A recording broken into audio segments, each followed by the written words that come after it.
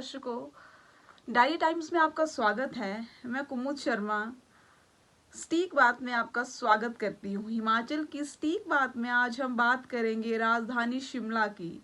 साडे देशा दा दिल दिल्ली है, साडे देशा दा दिल दिल्ली है, साडे पहाड़ा दा दिल शिमला। गाना तो आपने सुना ही होगा। जी हाँ, हम सभी के दिलों पे राज करने वाला हमारी राजधानी शिमला का आज राजनीतिक विश्लेषण लेके मैं हाजिर हुई हूँ हिमाचल की सटीक बात में। 2022 में चुनावों का बिगुल बजने वाला है, लेकिन उसकी तैयारियां तो अभी से ही सोशल मीडिया पर देखी जा सकती हैं। मिशन 2022 को लेके बहुत सारे पेज और पब्लिक ग्रुप्स जो हैं वो बना दिए गए हैं। जिन जिन लोगों ने 2022 में चुनाव लड़ना है या जो टिकटार्थी हैं उनके सपोर्टर्स ने भी उनके सपोर्ट में बहुत सारे पेज और पब्लिक ग्रुप्स जो हैं वह बना दिए हैं। इसीलिए हम ये विश्लेषण हर हफ्ते लेके आएंगे कि 2022 का मंजर क्या हो सकता है। ये सिर्फ एक विश्लेषण है जो अभी के सिनेरियो को, अभी क्या चल रही है स्थिति, उसको देखते हुए जो है वो डायरी टाइम्स के माध्यम से किया गया है। इसके अंदर हम वो बातें आप तक पहुंचाते हैं जो लोग हम तक पहुंचाते हैं, जो लोग करते हैं वही बातें हम आप तक पहुंचाते हैं। इसमें शब्द जो होंगे वो मेरे होंगे, मगर बातें वही होंगी जो आपने कहीं कही होंगी। तो आइए शुरू करते हैं हिमाचल की सटीक बात में अर्बन शिमला का राजनीतिक विश्लेषण। तो आइए बात करते हैं सबसे पहले भाजपा की। अभी शिमला अर्बन के विधायक हैं सुरेश भारद्वाज, जो कि भाजपा से संबंध रखते हैं। सुरेश भारद्वाज पहले भी शिमला से 4 बार विधायक रह चुके हैं और वो भाजपा के प्रदेश अध्यक्ष भी रहे हैं। अगर हम सुरेश भारद्वाज की बात करें तो वो अखिल भारतीय विद्यार्थी परिषद के भी नेता थे। 2017 में जब हिमाचल में भाजपा सत्तासीन हुई थी तब सुरेश भारद्वाज का नाम भी मुख्यमंत्री बनने की सूची में था, परंतु कारणवश उनकी किस्मत में नहीं था, इसीलिए वो मुख्यमंत्री बनते बनते रह गए। अगर 2022 की बात करें तो बहुत से टिकटार्थी जो हैं वो भाजपा से टिकट के लिए लाइन में हैं। अब देखते हैं क्या शिमला भाजपा से किसी नए चेहरे को टिकट देता है या फिर से दाव जो है वो सुरेश भारद्वाज पे ही खेला जाता है। अगर लोगों की दबी आवाज की अगर हम बात करें तो वो कहते हैं कि उम्र के लिहाज से वो शिमला में किसी भाजपा के युवा चेहरे को देखना चाहते हैं। 2022 की बात करें शिमला शहर से तो महिला कोटे में कुसुम सदरेट और शीतल व्यास का नाम सबसे आगे चल रहा है।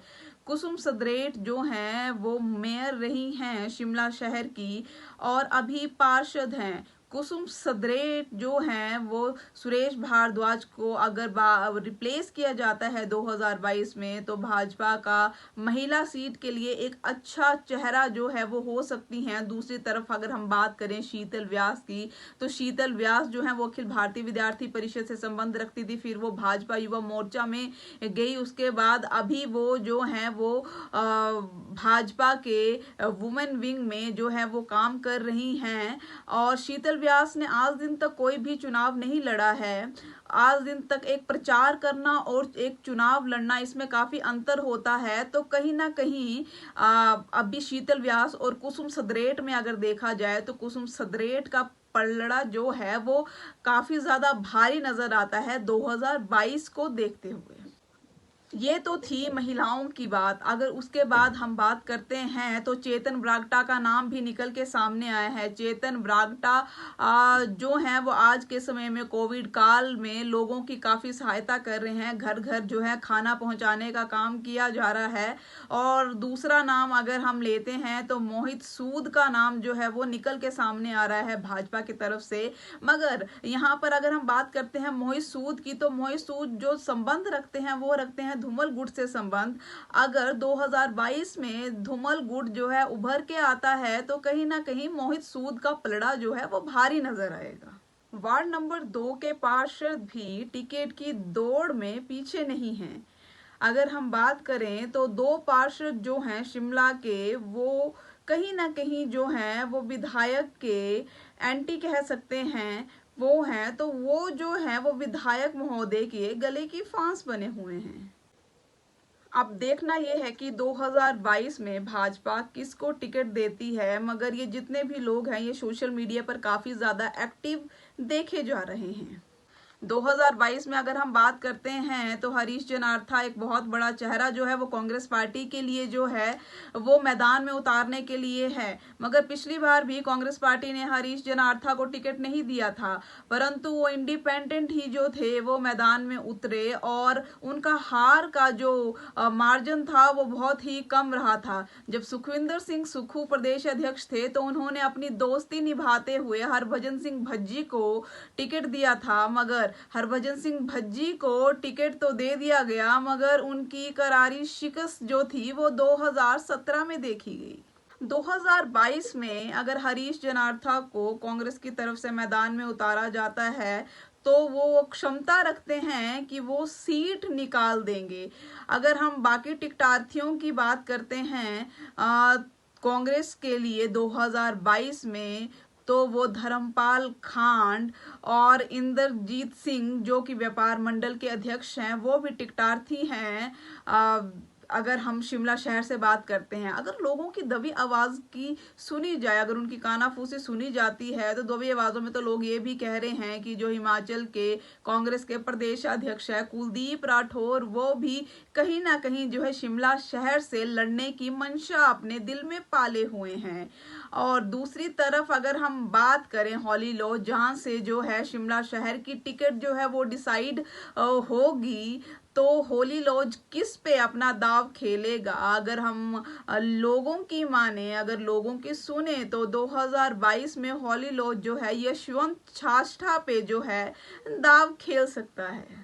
कांग्रेस से टिकट के चाहवान तो बहुत सारे हैं, मगर ये वो नाम हैं जो अभी हमारे सामने निकल के आए हैं, जो लोग बात कर रहे हैं कि इनको टिकट मिल सकती है या ये टिकट के चाहवान हैं, जिसमें हरीश जनार्था का नाम सबसे पहले है। दूसरे नंबर पे नाम जो है वो यशवंत छाष्टा का चल रहा है और तीसरे नंबर पे जो नाम है वो कुलदीप सिंह राठौर का चल रहा है। अगर कहीं ना कहीं अगर हम टिकट के चाहार्थी बोलें तो हरभजन सिंह भज्जी भी लाइन में हैं।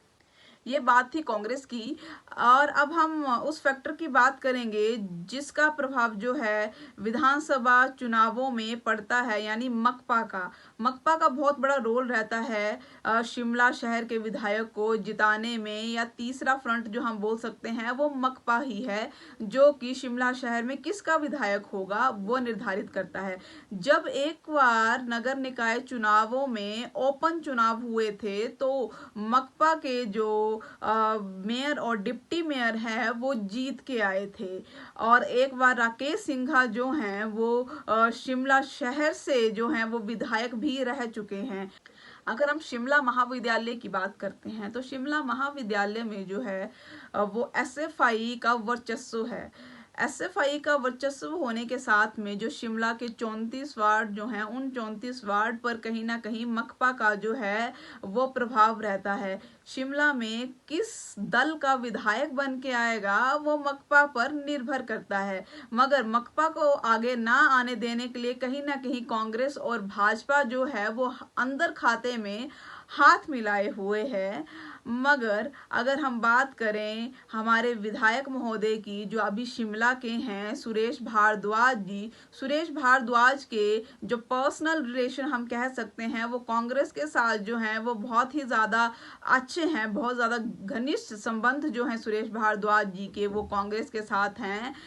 तो उसी के कारण जो हैं शायद 2017 में जो सुरेश भारद्वाज जो हैं वो जीत के आए हैं।